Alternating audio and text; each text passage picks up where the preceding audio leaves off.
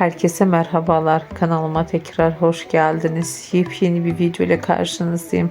Bugünkü paylaşımlarım Türkiye medyasında başarıya ulaşan Erkan Meriç ve Yağmur Öztürk çiftinden olacak. Başarılı ikili yazgı dizisiyle bir araya gelmişti. Şimdi de yeni projeyle bir araya katılacak çiftlerden yeni fotolar geldi. Erkan Meriç ve Yağmur Öztürk'ün yeni projesi yakında ekranlarda olacak. İki başarılı isimden gelen güzel görüntüleri, mutlu aşıklarının güzel paylaşımlarını kanalımda izleyebilirsiniz. Benden bu kadar. Sağlıcakla kalın arkadaşlar.